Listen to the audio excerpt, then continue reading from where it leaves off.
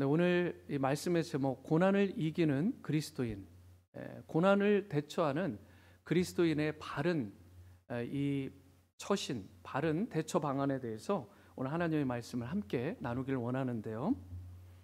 한센병의 최고 권위자 중에 한 분이 폴 브랜드라는 박사님이 계십니다. 이 폴 브랜드 박사님은 좀 특이한 그 백그라운드를 가지고 계신데 아버지가 인도의 선교사셨어요. 그래서 인도에서 태어났습니다. 그리고 인도에서 자라났어요. 그리고 나서 나중에 의학 공부를 하기 위해서 미국과 영국에서 공부를 했습니다. 그래서 무려 이 한센병, 이 나병에 대한 부분만 50여 년 이상을 헌신할 정도로 한마디로 모든 자신의 삶의 모든 마지막 진해까지도 다 쥐어짜서 나병 환자들을 위해 헌신하신 분이 이 폴 브랜드 박사님이십니다.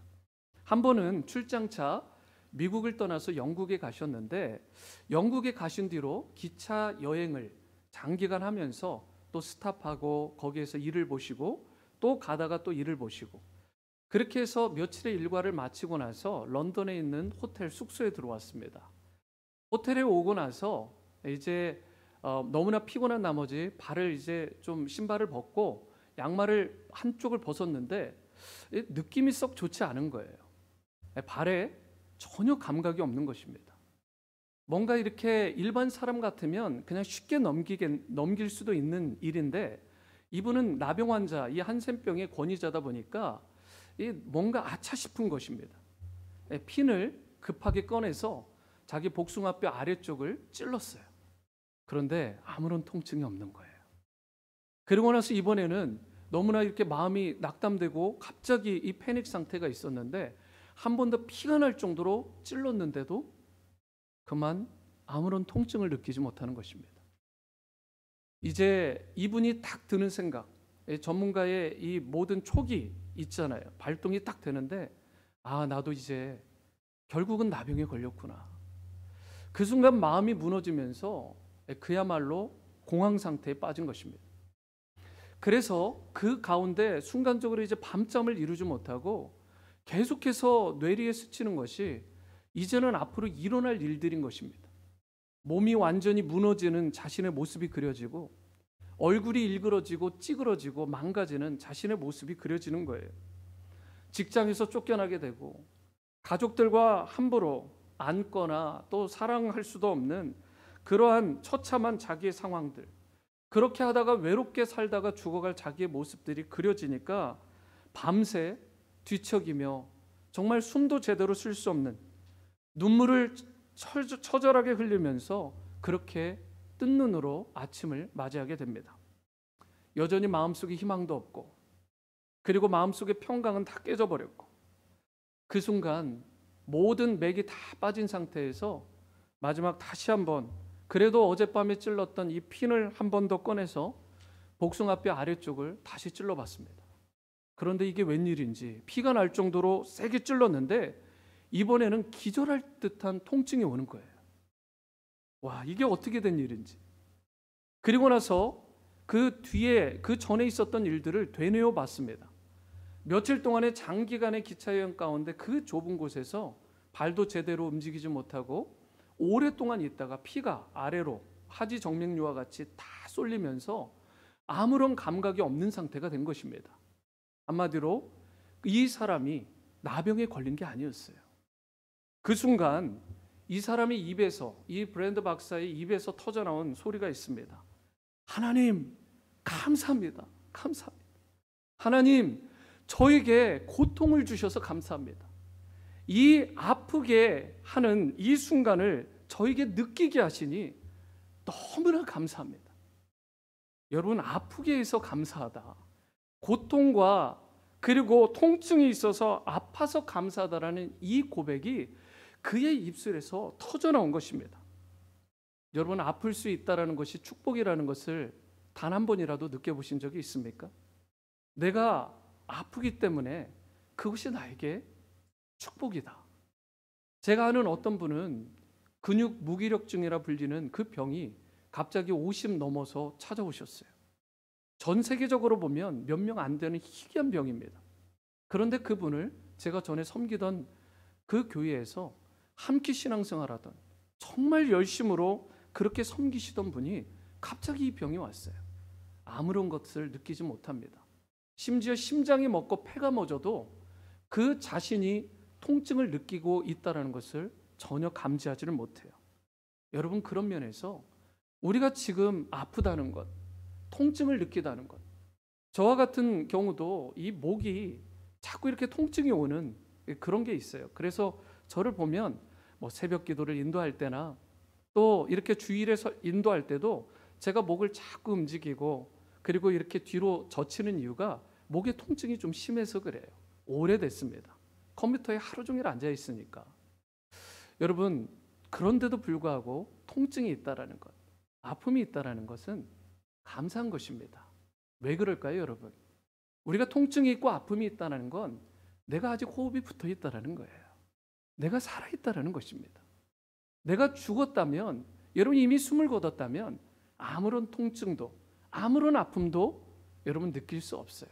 하지만 내가 살아있기 때문에, 내가 호흡이 있기 때문에 나에게 통증이 느껴지고 고통이 느껴지고 고난이라는 것이 나에게 감지되는 것입니다. 여러분, 많은 사람들이요, 고난과 고통을 피해가려고만 생각을 해요. 할 수만 있다면 거기에서 어떻게든 자기는 자유자가 되고 싶어 합니다. 누구라도 솔직히 고난과 고통을 좋아하는 사람이 어디 있겠습니까? 저를 포함해서 여기에 계신 여러분들 누구도 고난과 고통을 좋아할 사람이 없겠죠.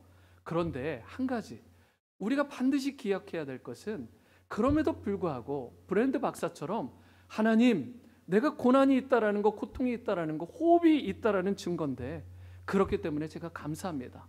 찔러도 고통을 느낄 수 없는 수많은 사람들이 있는데, 그렇다면 내가 죽은 영이 될 건데 내가 영이 아프고 마음이 아프고 육체가 아플 수 있다라는 것, 이것은 내가 살아있는 자로서 느낄 수 있는 특권임을 인하여 감사합니다. 여러분, 이처럼 아픔과 고통이라는 것, 살아있기 때문에 느낄 수 있는 것이고 살아있는 자만이 느낄 수 있는 일종의 특권이고, 그리고 살아있는 자라면 반드시 거쳐야 되는 그 통과해야 될 삶의 과제가 바로 우리의 고난이요 고통이라는 것입니다. 특별히 여러분과 저는 예수님을 영접하고 그리고 그리스도인이 된, 그로 말미암아 우리 안에 생명이 들어있는 살아있는 생영이 된 존재들입니다. 생영이 되어 있는 우리들, 저와 여러분들은 마땅히 고난을 느낄 수밖에 없는 것이고 그 고난이 감지되고 그것을 피할 수 없는 존재들이에요. 내가 그리스도인이 되었다고 해서 고난과 시련에서 완전히 자유할 수 있는 게 아닙니다. 그것을 피하려고만 노력하지 마세요. 할 수만 있다면 내가 거기에 안주하려고 하고 그 고난과 고통에서부터 좌절하려고 하는 그런 경향이 있다면 여러분, 거기로부터 오히려 피해야 되는 것입니다. 참된 그리스도 안에서의 아름다운 면모를, 또 열매를 맺는 사람이 되려면 고난과 고통을 잘 받아들이시고 그 가운데서 성숙한 하나님의 백성이 되는 방법을 저와 여러분들이 마땅히 깨달아야 되는 것입니다. 여러분과 제가 이미 잘 알고 있는 것처럼 오늘날 세상 사람들이요, 그리스도인에 대해서 결코 우호적이지 않습니다. 굉장히 공격적이고 일종의 여러분 하스털, 적대적인 그런 상황 가운데 있습니다. 그렇기 때문에 이런 상황 가운데에서 우리가 그리스도인으로서 바르게 살아간다는 것 쉽지 않습니다. 결코 여러분 이지고잉이 아니에요. 그렇지만 여러분과 저는 세상이 아무리 우리를 핍박하고 외면할지라도 예수님을 믿는 그리스도인답게 살아가야 되는 것입니다. 그것이 예수님께서 저와 여러분들에게 주신 책임이요, 그리고 일종의 특권이기도 한 것입니다. 그러므로 오늘 이 주일 아침에 저와 여러분들에게 각자에게 스스로 물어야 될 질문이 있다면, 결코 순탄하지 않은 인생에서 오히려 적대적이고 공격적인 환경과 고난이 있는 상황 가운데서 어떻게 할 때에 이 고난을 우리가 잘 극복하고 이겨내고 대처하며 그리스도인답게 아름다운 열매를 맺으며 살아갈 수 있을까? 여러분, 오늘 예수님께서 이 본문 속에서 보여주신 모습을 통해서 이 부분을 함께 나누기를 원합니다. 첫 번째로, 고난을 이기는 그리스도인으로 살아가기 위해서 저와 여러분들에게 필요한 것이 있는데, 내가 어디에 속한 자인지, 내가 어디에 소속된 자인지를 분명하게 알으라는 것입니다. 19절 말씀인데요, 너희가 세상에 속하였으면 세상이 자기의 것을 사랑할 것이나 너희는 세상에 속한 자가 아니요 도리어 내가 너희를 세상에서 택하였기 때문에 그래서 세상이 너희를 미워하는 것이다. 여러분, 이 말씀을 잘 묵상해 보세요. 예수님께서 저와 여러분들, 우리가 어디에 속한 자인가를 분명하게 밝히고 계십니다. 우리가 어디에 소속되어 있느냐에 따라서 세상이 우리를 사랑하기도 하고 세상이 우리를 미워하기도 한다는 거예요. 우리가 어디에 소속되어 있느냐에 따라서. 성도 여러분, 질문입니다. 우리가 만일 세상에 속해 있다면 세상이 저와 여러분들을 사랑할까요? 미워할까요? 여러분, 쉬워 보이지만 굉장히 중요하고 심오한 질문입니다. 우리가, 여러분, 만약에 세상에 속해 있다면 세상이 저와 여러분들을 미워할 하등의 이유도 없습니다. 왜 그런지 아시겠어요? 같은 소속이니까, 같은 팀이니까. 세상에 속해 있는데, 같은 팀인데 같은 소속인데 왜 미워하겠습니까? 여러분, 그런데 갑자기 우리의 신분과 우리의 소속이 바뀌어요. 세상에 속해 있다가 예수님에게로 소속이 바뀌어버리는 것입니다. 그러면 어떻게 될까요? 정상적인 그리스도인, 올바른 크리스찬이 되는 순간 세상이 여러분과 저를 미워한다. 우리의 소속이 하나 바뀐 것으로 말미암아, 예수 믿는 것으로 말미암아 가정에서 핍박받을 수 있고, 불신자의 가정에서, 불신 세상에서 저와 여러분들이 미움을 받고 고난을 받고 핍박을 받을 수 있다라는 거예요. 여러분, 한 예를 들어볼까요? 어떤 청년이요, 폭력 조직이라고 하죠, 이 갱단에 가입을 했습니다. 그래서 그들과 함께 엉키고, 그리고 그렇게 살아가면서 몰려다니면서 술에 쩌들어 살고 담배하고 마약하고 못된 짓 하면서 그렇게 쭉 살았어요. 그런데 이 청년이 조금 나이가 들면서 철이 들은 거예요. 그래서 그 조직에서 나오려고 애를 쓰기 시작합니다. 그래서 이렇게 살면 안 되겠구나, 그렇게 마음을 돌이키고 갱단을 나오려고 하는 순간 무슨 일이 벌어질 것 같으세요? 여러분, 갱단이나 그 조폭들이 그냥 놔두겠습니까? 자신에게 속해 있을 때는 그냥 뒀어요. 그런데 나오려고 하는 순간 때리고 핍박하고 괴롭히고, 고난도 그런 고난이 없는 것입니다. 불이익을 주고요, 해코지를 하는 거예요. 여러분, 우리가 하나님께 속해 있지 않을 때는요, 세상이 우리를 그냥 가만 내버려 둡니다. 여러분, 교회가 교회답지 않으면 세상이 그냥 놔둬요. 신자의 가정이, 신자가, 우리 아이들이 예수님 믿지 않고 그냥 그럭저럭 살 때는 세상이요, 그냥 놔둡니다. 전혀 불편하지 않게, 괴롭히지 않고요, 오냐오냐 잘한다, 사단이 그냥 놔두는 거예요. 그런데 우리가 정말 예수님 바로 믿고 예수님께 철저히 속해 있는 자, 온전하게 살려고 제대로 내가 터닝백 하는 순간부터 세상이 여러분과 저를 그냥 놔두지 않는 것이 정상이라는 것입니다. 여러분, 그런데요, 세상이 그렇게 여러분들을 핍박하고 고난 주고 손가락질하고 비꼰다고 해서, 여러분, 그런다고 해서 우리가 어떻게 해야 될까요? 돌아서야 돼요? 다시 터닝백? 세상으로 돌이켜서 세상으로 예전에 살던 방식으로 살아가야 될까요? 아니면 노 터닝백, 노 터닝백, 결코 돌아서지 않겠네, 돌아서지 않겠네. 여러분, 찬양하고 다짐하고 헌신하고 결단하면서 오히려 앞을 향해서 주님이 주신 꿈과 그 뜻을 따라서 아무리 핍박과 고난이 닥친다 해도 주님께 속한 자답게 세상과 타협하지 않고 살아가야 될까요? 여러분, 우리가 이 순간 잘 결정해야 돼요. 매 순간 노 터닝백 또는 터닝백. 내가 노 터닝백, 돌아서지 않겠노, 돌아서지 않겠네 찬양하며 헌신하며 결단하며 살아야 그리스도인으로서 세상에 던질 그런 메시지도 있고 임팩트도 있고 세상을 변화시키는 개혁의 주체로 쓰임받을 수 있는 것입니다. 여러분, 그래야 교회가 교회다워지고 성도가 성도다워지고 믿는 자의 가정이 가정다워지는 것입니다. 작년 이맘때 여러분, 제가 소개해드린 조엘 오스틴 목사님의 스토리를 기억하시는 분이 있으실 것입니다. 여러분 중에 많은 분들이 이미 조엘 오스틴 목사님을 잘 알고 계실 거예요. 이분이 개신교 목사님 중에 가장 많은 성도들이 모이는 그런 성도들을 이렇게 소속된 그 교회의 담임 목사가 바로 이 조엘 오스틴 목사님입니다. 교회가 얼마나 큰지 대형 농구장을 갖다가 완전 리모델링을 해가지고 그렇게 만들고 나서도 그 교회의 매 예배마다 꽉꽉 들어찰 정도로 엄청난 인파가 모이는 교회가 이 레이크우드라는 교회입니다. 그런데 이 조엘 오스틴 목사님이요, 게다가 책을 하나 썼는데 첫 번째 책이요, 이 뉴욕 타임즈가 선정한 베스트셀러 리스트에 무려 제가 보니까 200주 동안 계속해서 베스트셀링이 되는 책에 올라가 있었습니다. 날짜로 환산하니까 1400일이고요. 거의 4년 동안이나 계속해서 최고의 탑셀링이 되는, 그래서 수천만 권이 팔리는 유명한 그러한 베스트셀러 작가이기도 합니다. 여러분, 이처럼 유명하고 잘 알려진 이 베스트셀러의 작가, 거기에다가 한 번 주일 예배 때 시청하는 그 시청자만 오늘도 주일 예배인데 거기도 동일하게 드리겠죠?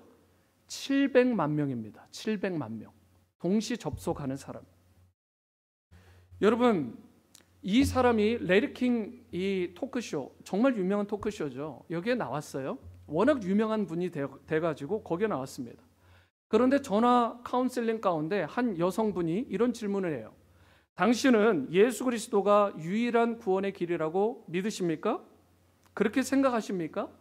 그때 조엘 오스틴이 뭐라고 대답했는지 아십니까? I don't know. That's not my business. Only God knows. 여러분, 그냥 쉽게 넘길 수 있는 질문과 답이 아닙니다. 여러분, 이게 이해가 되세요? 뭐가 잘못됐다라고 이게 파악이 되십니까? 예수님을 믿으면 구원받느냐, 이 질문이잖아요. 오직 예수님만이 유일한 구원의 길이라고 믿느냐, 예수님을 믿음으로써만 천국 갈 수 있냐고 생각하느냐, 이 질문에 대해서 I don't know 이렇게 대답한 거예요. 그리고 그건 내 비즈니스가 아니다. 하나님이 하실 일이지. 여러분, 매주마다 설교하는 분이에요.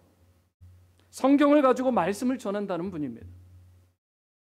그리고 예수님께서 성경에서 뿐만 아니라 요한복음 특별히 14장에서 뭐라고 하셨어요? 내가 곧 길이요 진리요 생명이니 나로 말미암지 않고는 아버지께로 올 자가 단 한 명도 없다. 나로 말미암지 않고는 아무도 올 수 없다라고 분명히 말씀하셨잖아요. 사회를 보던 레리 킹이요, 얼마나 답답했는지 본인 직접 한 번 더 묻습니다. 질문을 약간 바꿨어요. 그렇다면 무신론자라고 해도 천국으로 갑니까? 갈 수 있습니까? 아니면 무신론자는 지옥으로 가는 겁니까? 여러분, 답이 뭐예요? 여러분, 신학을 하든 안 하든 성경 공부를 제대로 하든 안 하든 이거 정말 이지한 답 아니에요? 그때 조엘 오스틴이 그 수많은 사람들이 보는 방송에서 뭐라고 한 줄 아십니까? I don't know. Let God be the judge. 하나님이 판단하게 하셔라. 그건 내가 관여할 일이 아니다. 난 모르겠다. 이해가 되시는 거예요, 여러분? 여러분, 기가 막힌 중간 지대를 선택한 겁니다. 정확한 답을 회피하고요, 기가 막힌 그레이존, 회색 지대, 중간 지대를 선택해서 답을 한 거예요. 제가 좀 더 차갑고 냉혹하게, 냉철하게 답을 해볼까요? 비겁한 중간을 선택한 거예요. 아주 비겁한 중간. 그렇게 많은 사람들이 시청하는 프로에 나와서 그가 진정 하나님의 부르심을 제대로 받은 목회자라면, 성도라면 여러분, 얼마나 좋은 기회예요. 예수님만이 우리의 구원자다. 예수님으로 말미암지 않고는 구원받을 다른 길이 없다.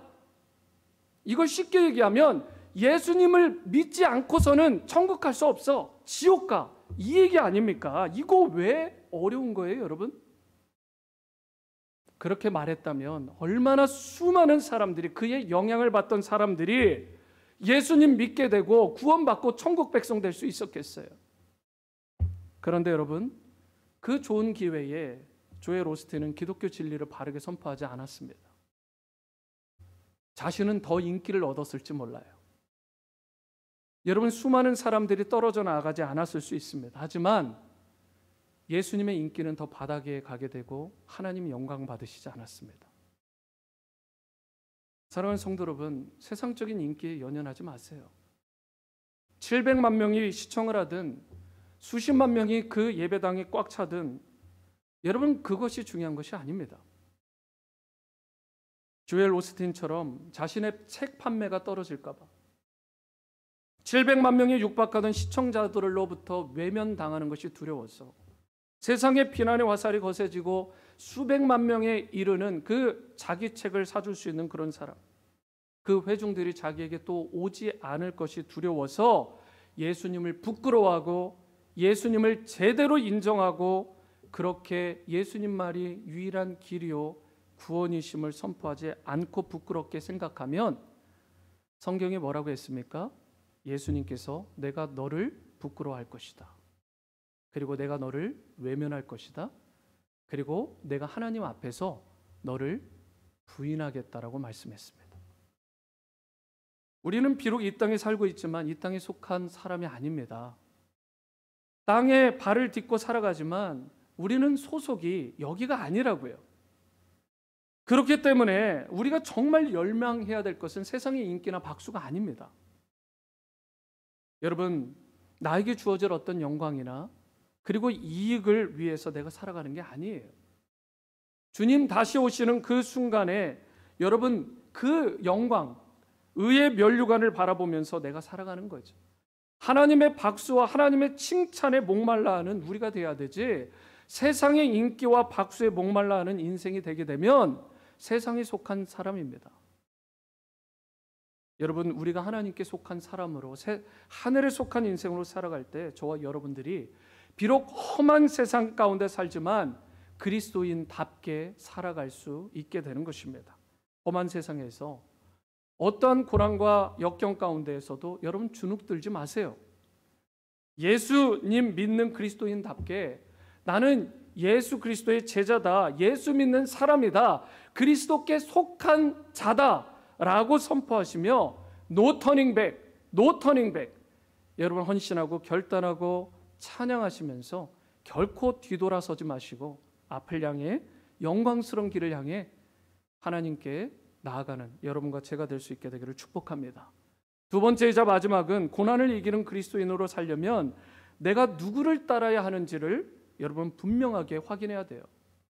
내가 누구를 따라가야 되는지. 여러분 20절 말씀은 다 함께 읽겠습니다. 시작. 내가 너희에게 종이 주인보다 더 크지 못하다 한 말을 기억하라.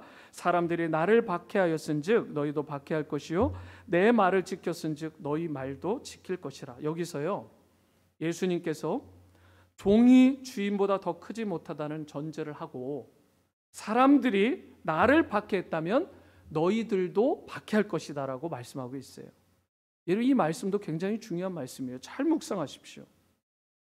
고난받는 것이 너무 당연하다라는 말씀이잖아요. 여러분, 즉 주인 되시는 예수님을 박해하고 세상이 핍박을 했다면 예수님의 종된 여러분과 저와 같은 자들, 그리스도인들도 결국은 박해받는 것이 마땅하다. 제가 이 말씀을 묵상하다가 지난 일주일 동안 생각해 봤어요. 묵상해 봤어요. 내가 예수님을 위해서 고난받고 핍박받는 게 뭐였지? 부끄럽더라고요. 어쩌면 깊이 있게 생각해 보면 수치스럽더라고요. 예수님을 위해서 고난받고 핍박받는 게 없어요. 예전 같지 않아요. 여러분 이게 위험신호 아닐까요? 제가 처음에 이곳에 왔었을 때 어떤 성도님의 소개로 믿지 않는 분을 만나고요. 온갖 모진 손가락질을 당하고 핍박을 당해본 적이 있습니다. 저는 좋은 의도로 그냥 만난 건데 불순한 의도로 마치 만난 것처럼 막 그렇게 하시는 거예요. 처음에는 당황스러웠는데요. 너무 기쁜 거예요. 예수 믿는다는 이유로 당하는 핍박이고 고난이잖아요. 손가락질이잖아요. 비아냥거림이잖아요. 예수님 전한 거밖에 없는데. 여러분, 예수님께서 뭐라고 하시냐면 지금 내가 고난당하고 힘들어하지만 너만 고난당한 게 아니야. 나도 당했다. 아니, 제대로 말하자면 너와는 비교도 할 수 없이 큰 그리고 심한 고난과 모진 고통을 내가 당했다. 온몸으로.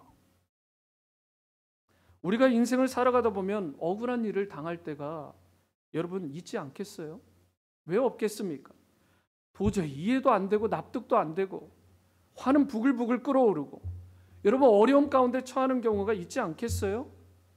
그때 여러분과 저는 과연 누구를 바라봐야 되냐는 거예요. 그 문제 묵상하고 나 핍박하고 고난 주는 그 사람, 그 일을 묵상해야 되겠냐는 것입니다.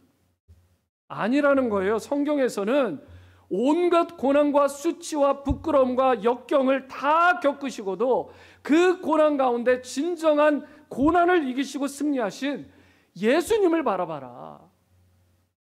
그분을 따라가야 된다. 그렇게 말씀하는 것입니다. 솔직히 우리가 억울하다고 힘들다고 아프다고 여러분 말을 하지만 땅바닥을 치면서 막 밤새 울기도 하고 그럴지 모르지만 예수님만큼 솔직히 억울한 사람이 어디 있습니까? 여러분, 예수님은 하나님의 아들이십니다. 우리하고는 신분이나 여러분 처지가 완전히 다른 분이세요. 하나님의 아들이십니다. 그런데 그분이 체포당하셨어요. 재판도 제대로 받지 못하는 재판정에서 여러분들이 이상한 재판을 받으시고 그곳 가운데 채찍당하시고 침뱉음 받으시고 능욕당하시고 모욕당하시고 배반까지 당하시고 수치당하시고 완전히 발가벗겨진 채 십자가에 달리셨다고요. 그렇게 많은 사람들에게 아낌없이 사랑을 준 것밖에 없는데 병자를 위해 이웃을 위해 가난한 자를 위해 소외받는 자들을 위해 그렇게 사랑하고 섬기셨던 분이신데 여러분 결국 예수님은 짓밟힌 장미꽃처럼 피를 토하며 그 마지막 순간을 마치신 것입니다. 세상에 이보다 억울하고 이보다 고통스럽고 이보다 처절한 고난이 또 어디 있겠어요? 그런데 25절을 보세요. 그러나 이는 그들의 율법에 기록된 바 그들이 이유 없이 나를 미워하였다 한 말을 응하게 하려 함이다. 이게 무슨 말입니까? 이유 없이라는 말은 억울한 미움, 무고한 미움을 당했다라는 말씀인데 예수님은 고난당하실 이유도 없고 죄도 없고 흠도 없으시고 특별히 십자가형을 당하실 이유가 하등의 이유도가 없으심에도 불구하고 억울하게 무고하게 미움을 받고 고난을 당하셨지만 사실은 그것이 그 모든 일들이 성경의 말씀을 응하게 하시는 일이었고 순종하심으로 말미암아 예수님께서는 사실은 궁극적으로 승리하셨다라는 말씀입니다. 여러분 이것이 바로 우리 모두가 마땅히 고난을 대처하는 그리고 고난 가운데 따라야 될 예수님의 모습이 되는 것입니다. 그래서 히브리서 12장 2절에 뭐라고 말씀했어요? 믿음의 주요 또 온전하게 하시는 이인 예수를 바라보자. 그는 그 앞에 있는 기쁨을 위하여 십자가를 참으사 부끄러움을 개의치 아니하시더니 이제는 하나님 보좌 우편에 앉으셨다. 여러분 예수님께서는 우리의 믿음의 시작자가 되시고 완성자가 되시고 구원이 되어주시는 분이십니다. 그렇기 때문에 우리의 모든 눈과 시선이 오직 예수님께 집중되어야 되는 거예요. 오늘 여러분의 삶 가운데도 여러 가지 많은 고난과 고통이 있으실 것입니다. 이해할 수도 없고 납득도 안 되고 화가 부글부글 끓어오르는 여러분 그때 어떻게 해야 돼요? 저와 여러분들이 기억해야 될 것이 바로 무엇입니까? 나보다 더 억울하고 나보다 더 고난 당하신 그럼에도 불구하고 그 고난 가운데 승리하신 예수님께 fix our eyes on it. 우리가 거기에 우리의 모든 영적인 시선을 픽스해야 된다는 것입니다. 고정해야 된다. 집중해야 된다. 바로 그때 여러분 성경의 약속에 따르면 예수님께서 저와 여러분들을 위해 선물로 준비하신 귀한 것이 있다라는 거예요. 그것이 무엇입니까? 26절, 27절 말씀입니다. 내가 아버지께로부터 너희에게 보낼 보혜사 곧 아버지께로부터 나오시는 진리의 성령이 오실 때에 그가 나를 증언하실 것이요 너희도 처음부터 나와 함께 있었으므로 증언하느니라. 예수님께서 지금 제자들에게 너희들이 그렇게 고난 가운데 나를 바라보고 잘 이겨내고 인내하면 내가 너희를 위해 예비한 준비한 최고의 선물이 있는데 그분이 바로 보혜사 성령이시다. 너희들을 이제 앞으로 혼자 살아가는 인생이 아니야. 너희들이 나를 증거하고 하나님의 사명을 감당하려 할 때도 고난도 당하고 수치도 당하고 손가락질도 당할 수 있지만 너희와 함께 하실 보혜사 성령이 함께 하심으로 그 모든 걸 넉넉히 이겨낼 수 있어. 여러분 물론 예수님이 이 말씀하실 때는 성령께서 제자들에게 내주하시고 역사하시는 순간은 아니었습니다. 그러나 예수님께서 이 땅 가운데 부활하시고 승천하신 이후에 성령이 마가 다락방을 통해서 그들 가운데 역사하시고 임하시면서 당시에 제자들의 상황으로 보면 처지로 보면 최악의 상황이었어요. 여러분 언제 죽임을 당할지 모르고 갖은 핍박과 고난이 그들 앞에 있었던 순간이었음에도 불구하고 보혜사 성령이 저들 가운데 10년 가운데 임하고 나니까 어떤 일이 벌어져요?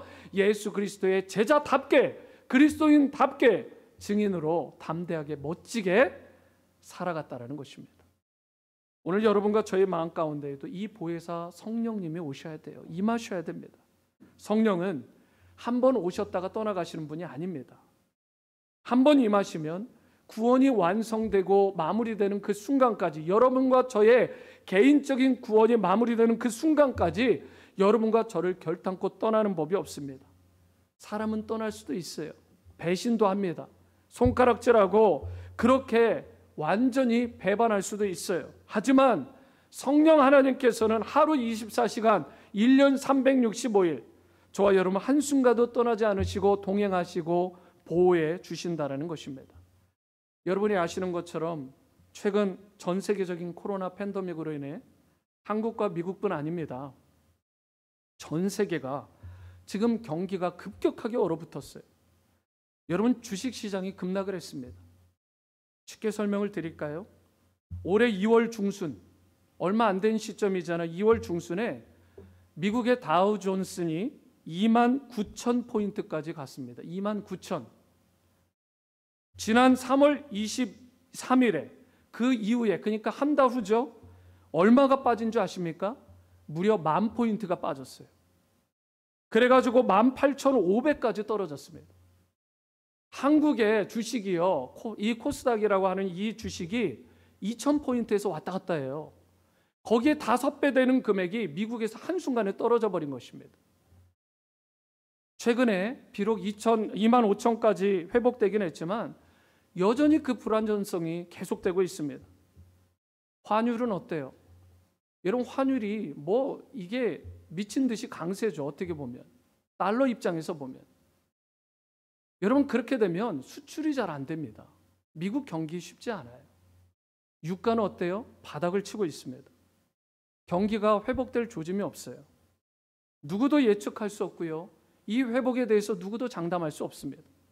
솔직히 여러분 한국은 지금 3번째 추경을 하겠다라고 야단입니다. 여러분 그 모든 것들이 다 후손들에게 빚으로 가는 거예요.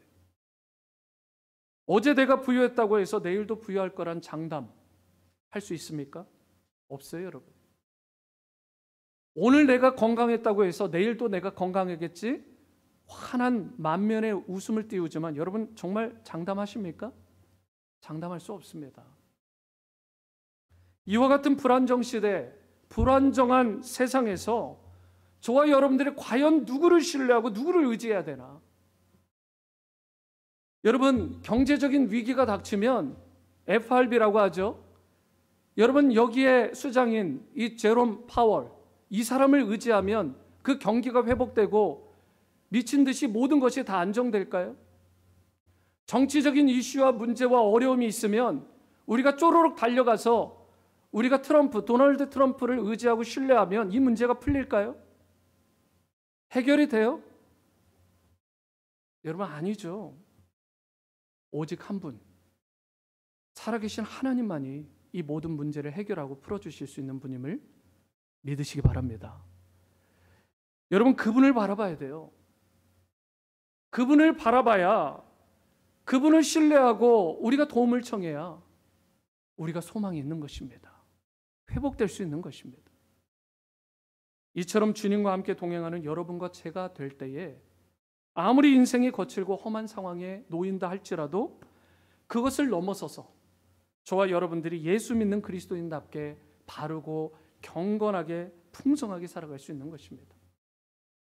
제가 여러 찬양을 좋아하지만 그 중에도 참 좋아하는 찬양 중에 하나가 찬송가 292장인데 거기에 이런 가사가 있어요. 그냥 부르면 마음이 뭉클해요.